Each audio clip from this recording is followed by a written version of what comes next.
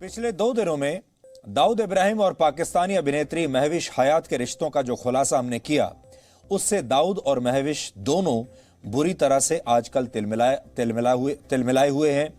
और दाऊद ये जानना चाहता है कि आखिर दोनों के रिश्तों की यह खबर बाहर कैसे आ गई। महविश हयात कश्मीर को बीच में लाकर इस खुलासे पर अब पर्दा डालना चाहती हैं।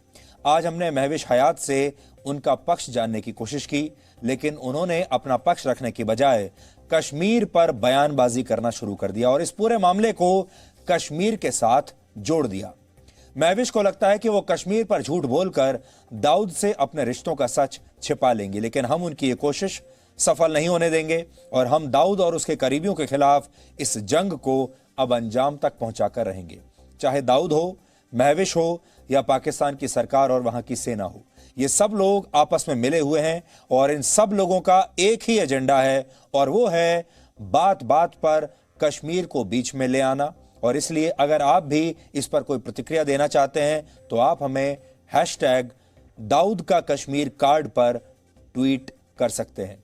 लेकिन एक बात आप अच्छी तरह से समझ लीजिए कि ये सारे लोग मिलकर कश्मीर नाम की एक दुकान चलाते हैं पाकिस्तान में। उस दुकानदारी के पीछे सब तरह की हरकतें करते हैं, पैसा कमाते हैं। और सबसे बड़ी बात यह है जो आज हम पाकिस्तान के दर्शकों को भी कहना चाहते हैं, पाकिस्तान के लोगों को भी कहना चाहते हैं कि वहां की सरकार, ISI, सेना, दाऊद इब्राहिम जैसे अपराधी और उनके साथ काम करने वाले फिल्मी कलाकार, ये सब आपको मिलकर धोखा दे रहे हैं और सब आपको मिलकर बेवकूफ बना रहे हैं। कश्मीर से पाकिस्तान की जनता का कोई फायदा नहीं होने वाला।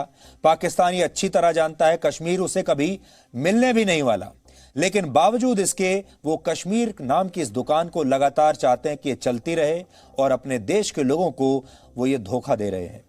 अब पाकिस्तान के लोगों को ये जानने की जरूरत है कि उनके साथ धोखेबाजी हो रही है। महविश हयात ने अब से थोड़ी देर पहले कुछ ट्वीट्स किए हैं और उन्होंने अपने ट्विटर पर लिखा है कि हमने दाऊद के साथ उनके रिश्तों की जो खबर दिखाई है उसका कोई आधार नहीं है और ये सब एक एजेंडा के तहत किया जा रहा है और वो कश्मीर पर बोलना बंद नहीं करेंगी।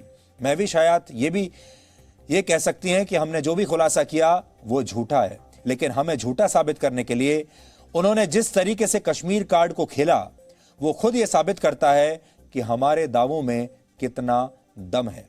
उन्होंने अपने एक ट्वीट में लिखा है कि वो कश्मीर का मुद्दा उठाती रहेंगी और बॉलीवुड के पाखंड को भी उजागर करती रहेंगी।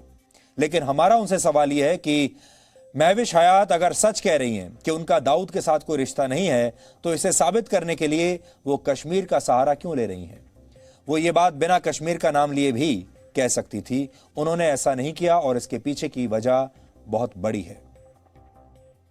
महविश हयात कराची के किसी प्रभावशाली व्यक्ति का साथ पाकर रातों रात पाकिस्तान में एक बहुत बड़ी सेलिब्रिटी बन गई, लेकिन जी न्यूज के खुलासे के बाद अब पाकिस्तान में भी महविश हयात पर सवाल उठ रहे हैं और लोग पूछ रहे हैं कि एक साधारण सी अभिनेत्री को किस आधार पर वहां के राष्ट्रपति ने इतना बड़ा नागरिक सम्मान दिया। तमगाए इम्तियाज हासिल कर चुकी महविश हयात की लोकप्रियता अब पाकिस्तान में ही कम होने लगी है और उन्हीं के देश के लोग उनकी सफलता को अब शक की निगाह से देख रहे हैं।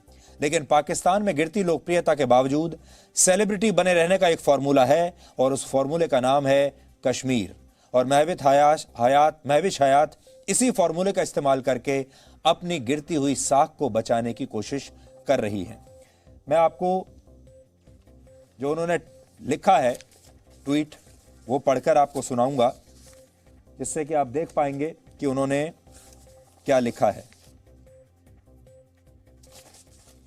अपने ट्वीट में वो कहती हैं कि भारत का मीडिया, जो आपकी स्क्रीन पर है इस समय, मैं कोई स्टेटमेंट तो इशू नहीं करूंगी भारत का मीडिया जो मेरे बारे में खबरें चला रहा है उसे लेकर, लेकिन अगर इनसे ही ये सवाल है कि अगर ये स्टेटमेंट इशू नहीं करेंगी तो फिर इन्हें ये ट्वीट भी नहीं करना चाहिए था। इस ट्वीट को स्टेटमेंट ही माना जाएगा। फिर वो आगे कहते हैं कि मैं जानती हूं कि भारत का एजेंडा क्या है और क्यों मेरे बारे में इस तरह की खबरें आ रही हैं, और ये सब करने के बाद भी वो मेरा मुंह बंद नहीं करवा सकेंगे, ऐसा उनका कहना है। और फिर वो कह रही हैं कि I will continue to highlight Kashmir atrocities in Kashmir, और बॉलीवुड में जो हिपोक्रेसी है उसे भी वो हाईलाइट करती रहेंगी और वो चुप नहीं बैठेंगी। यानी उन्होंने पूरा जो ध्यान है दुनिया का वो दाऊद इब्राहिम से हटाकर कश्मीर पर लगा दिया और वो दुनिया के सामने एक विक्टिम कार्ड खेलने की कोशिश कर रही हैं। वो ये कह रही हैं कि उनके साथ ऐसा इसलिए हो रहा है क्योंकि वो कश्मीर के हक में, कश्मीर के लोगों के हक में अपनी आवाज उठाती हैं। महविश हयात पर इससे पहले भी जब सवाल उठे तो कश्मीर का मुद्दा बीच में ले आई। उन्होंने पिछले साल दिवाली के मौके पर ट्वीट करके कहा था कि जब दुनिया दिवाली मना रही है तब कश्मीर के लोगों के जीवन में अंधेरा है। महविश हयात भारत की सेना पर कश्मीर में अत्याचार करने के निराधार आरोप पहले भी लगाती रही हैं। आज जब हमने महविश हयात के कश्मीर पर दिए बयान, नए और पुराने दोनों बयानों को ढूंढा तो हमें एक खास ट्रेंड के बारे में पता चला। यह ट्रेंड बताता है कि जब भी महविश हयात पाकिस्तान में विवादों के बीच घिरती हैं तो वो डैमेज कंट्रोल करने के लिए कश्मीर का मुद्दा उठाती हैं और कश्मीर के बारे में लिखना शुरू कर देती हैं और फिर ये कहती हैं कि ये सब कुछ इसलिए हो रहा है क्योंकि वो कश्मीर के हक में आवाज उठाती हैं। और आज भी स्थिति यही है।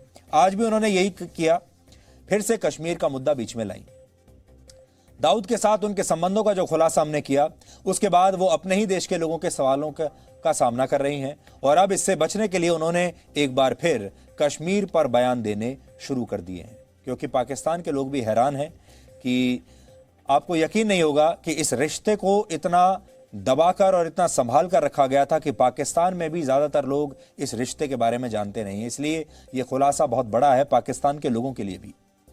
लेकिन भारत में भी कुछ लोग ऐसे बैठे हैं जो महविश के समर्थन में हैं। ऐसे लोग नहीं चाहते कि दाऊद इब्राहिम से जुड़ी कोई भी बात बाहर आए या वो पकड़ा जाए। इनमें से कुछ लोग दाऊद के राजदार भी हैं। कल ही हमने आपको बताया था कि दाऊद का जिंदा पकड़े जाना जितना खतरनाक पाकिस्तान और आईएसआई के लिए है उतना ही खतरनाक भारत में भी कुछ पाकिस्तान प्रेमियों के लिए है। क्योंकि अगर दाऊद को जिंदा पकड़ लिया गया तो ये लोग भी बेनकाब हो जाएंगे। आज देश के वरिष्ठ वकील और भारत के पूर्व सॉलिसिटर जनरल हरीश साल्वे ने भी जी न्यूज पर यही बात दोहराई और कहा कि दाऊद का जिंदा पकड़े जाना लोगों को, यहां भारत में कुछ लोगों को सूट नहीं करता। ये इन्होंने शुरू ही किया था टेररिज्म इंडिया में ये कह के कि इंडिया से हम लड़ तो नहीं सकते तो डेथ बाय 1000 कट्स।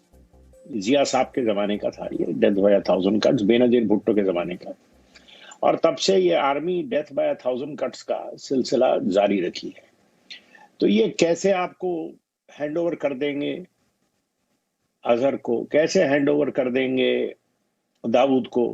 दाऊद ने अगर इनका चिट्ठा खोल दिया कि इनके सरकार में कौन कौन है जो उसको पैसे देता है, जो उसको सपोर्ट करता है, जो उसको आर्म्स देता है, उसको आईएसआई से क्या सपोर्ट मिलता है, तो उनका पर्दाफाश हो जाएगा। मनी लॉन्ड्रिंग चेज की जाए तो टेररिज्म की कमर तोड़ सकते हैं।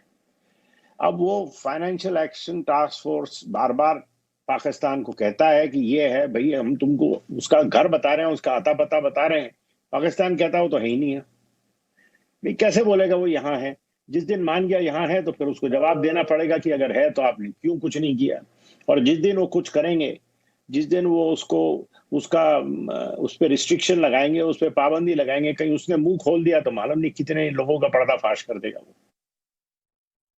तो दाऊद को एक खास ग्रुप ऐसा है जो दाऊद को मदद कर रहा है, चाहे वो सीमा के इस पार हो और बाहर यानी पाकिस्तान में तो पूरी की पूरी सरकार और पूरी की पूरी सेना दाऊद इब्राहिम की मदद में लगी हुई है। अब जो हमें आज की जो ताज़ा खबर पता चली है वो ये है कि दाऊद इब्राहिम काफ़ी परेशान है। दाऊद के परिवार के लोग भी काफ़ी परेशान हैं। उनके बारे में जी न्यूज़ पर यह खबर अब पाकिस्तान में आग की तरह फैल गई है। सबसे ज़्यादा जो डैमेज हुआ है दाऊद इब्राहिम का वो इस अभिनेत्री के साथ उसके रिश्तों के खुलासे के बाद हुआ है। उससे दाऊद सबसे ज़्यादा परेशान हुआ है। आईएसआई ने दाऊद को यह सलाह दी है कि वो आने वाले कुछ दिनों में बिल्कुल भी घर से बाहर ना निकले। आईएसआई ने दाऊद से यह कह दिया है कि वो अपने घर में ही रहे और वो घर से बाहर नहीं निकल सकता। उसकी सुरक्षा अब बहुत बढ़ा दी गई है, इसलिए दाऊद अब अपने घर से बाहर नहीं निकल पाएगा अगले कुछ दिनों तक या हफ्तों तक। इस बात को लेकर भी दाऊद परेशान है।